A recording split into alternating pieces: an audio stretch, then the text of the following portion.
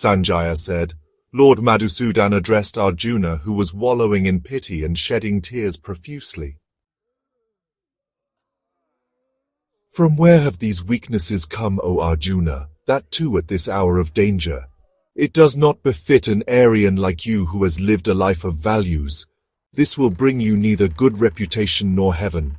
Do not fall prey to this weakness, O Partha. O Parantapa, give up this unmanliness and rise to the occasion to fight. O Madhusudan, how can I possibly attack Bhishma and Drona? How can I shoot arrows at those who I have worshipped? Tell me, O killer of demons. I'd rather live a life of begging than killing my elders, my teachers, however covetous they may be. After killing them, worldly pleasures will have no significance, tainted with their blood. Right now, I'm not even sure what is better, conquering them or getting conquered. I do not wish to live after killing them, yet they stand on the side of sons of Dhritarashtra in the battlefield. Overcome by anxiety and weakness, I am confused about my duties. I surrender to you as your disciple. Please instruct me in my best interest.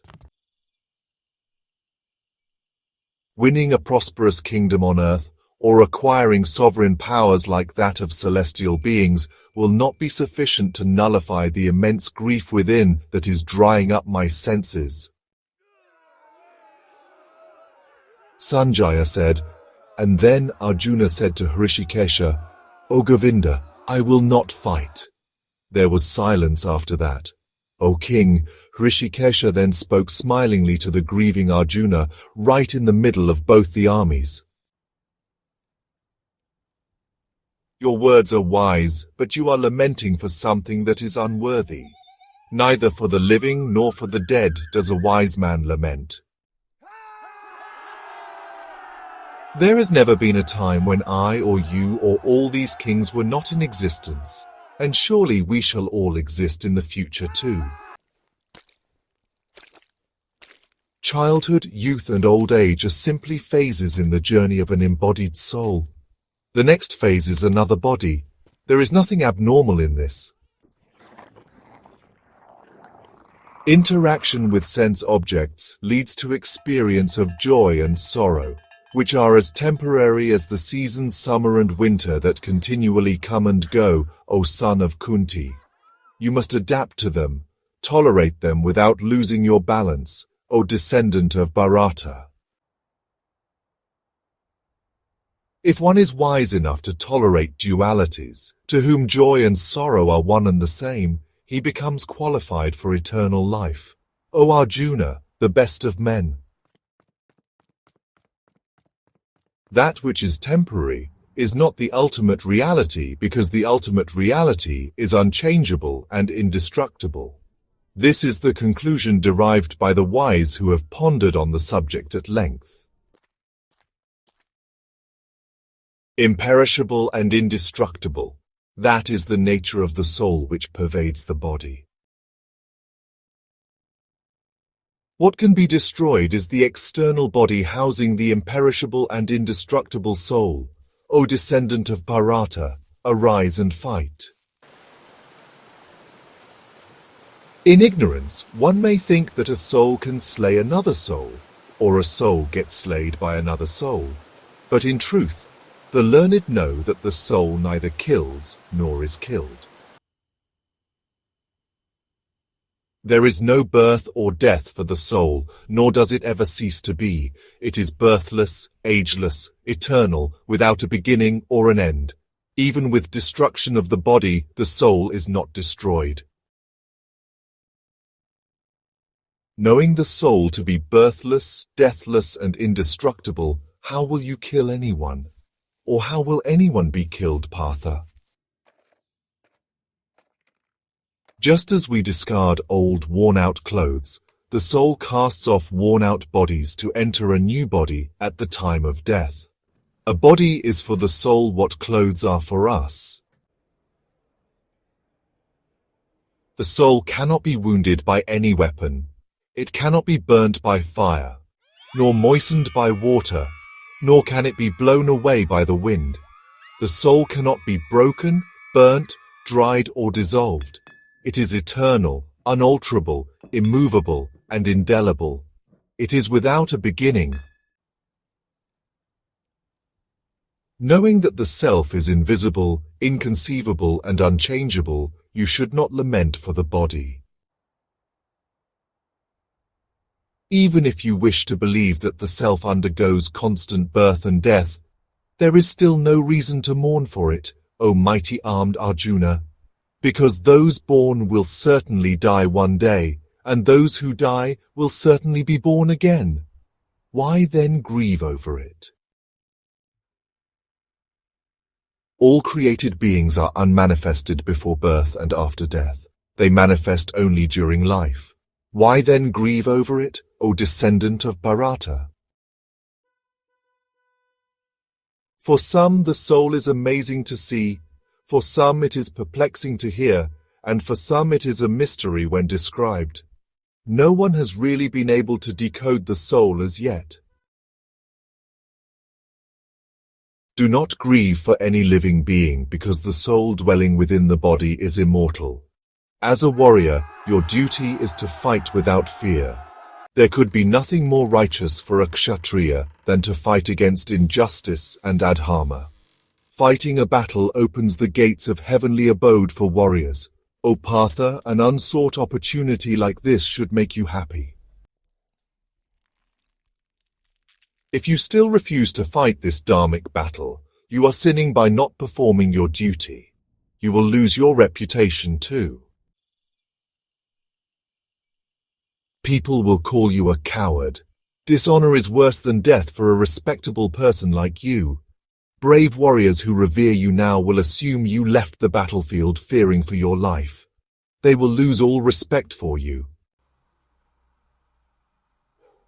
Your enemies will humiliate you, even question your abilities.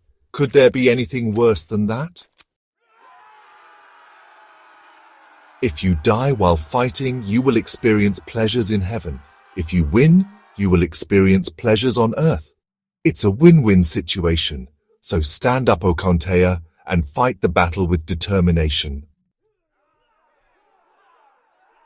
And if you fight because it is your responsibility, disregarding joy, sorrow, profit, loss, victory, or defeat, then there is no sin incurred either. I have just shared with you the wisdom of Sankhya Yoga, also known as analytical knowledge. Now hear well as I tell you about Buddhi Yoga. O Partha, this wisdom will free you from the bondage of karma. Following the path of Dharma will never go waste. It will never hamper your progress, whereas even a little advancement will save you from many dangers.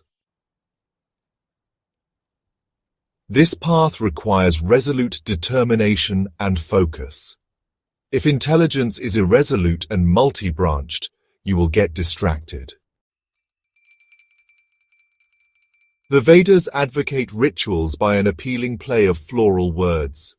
Men of scanty knowledge get attracted to it and do not look beyond that. For such people, their only goal is material desires and wealth, heavenly planets, or good birth, or power which they hope to achieve through the Vedic rituals. Such strong attachment to worldly powers and sense gratification weakens their determination, and they lose out on the path of God. The Vedas revolve around the three modes of material nature, the gunas. But you, Arjuna, you have to rise above the gunas. You have to free yourself from the complexities of the material world and be fixed on the self alone. Just as a big lake can minimize the importance of a small well, so does the knower of the absolute truth proficient in scriptures serve better than the Vedas. Although you are eligible to perform your duties of a kshatriya, you have no right to the result of that action. Remember that you are not the cause of that result, and still you cannot shy away from work. O Dhananjaya, fix your mind on duty, without any thought of the resulting success or failure, and achieve the steadiness of yoga. Choose to act on the basis of disciplined intelligence rather than desire for enjoyment. Only the miserly cling to the fruits of action, O conqueror of wealth. Therefore, practice yoga, the art and science of working without attachments. Only that can free you from good and bad reactions. Endowed with yogic wisdom, the wise decline the fruits of their actions which bind them to the cycle of life and death. Thus liberated, they find peace and freedom from suffering. Emerging from the forest of illusion, the intelligence becomes detached from what has been heard and what will be heard. Not excited by the floral words of the Vedas, the intelligence is fixed in a spiritual trance, what is called the perfection of yoga. O Keshava, how does one recognize such a person with a steady intellect and divine consciousness? How does he speak, or sit, or move? When one is in divine consciousness, one gives up all desires arising from the mind and finds satisfaction in the self alone. One is neither overjoyed nor agitated in happiness or suffering. Free from desires, cravings for pleasure, fear and anger, one's mind is tranquil. One is of steady wisdom who is unperturbed by material desires and unaffected by joys and sorrows. Like a tortoise pulls his limbs into his shell, one keeps his senses under one's control. Often, one may keep the senses under control, but the taste for objects of enjoyment still remains. But one with divine consciousness loses the taste for such sensory objects, having acquired a higher taste. But the sensory objects, being immensely powerful, can even drag the mind of such a person who has the ability to discriminate, O Kaunteya. The only way to maintain steady wisdom is to control your senses and absorb your mind in me. If you think about sense objects, it will lead to attachment to them. Attachment begets desires, and unfulfilled desires cause frustration and anger. Anger compounds delusion. Delusion leads to loss of memory, which in turn destroys the power of discrimination. Loss of discrimination means loss of self and falling to material consciousness again.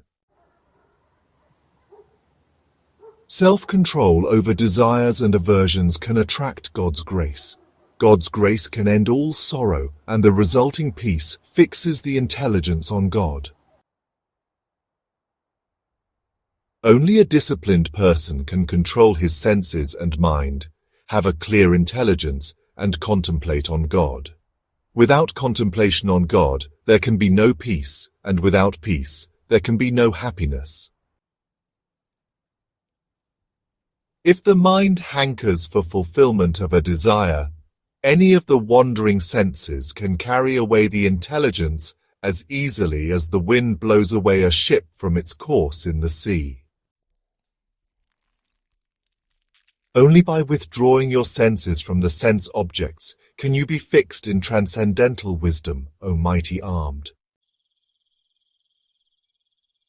What is darkness for ignorant beings is daylight, a time of awakening for those with self-control. What is daylight for the ignorant is the dark of night for sages who see. Just as the rivers entering the ocean cannot disturb the ocean in any way, desires entering the mind cannot disturb the steady mind of a sage. Peace comes to one who gives up all desires for self-enjoyment, gives up his ego, gives up greed as well as a sense of ownership.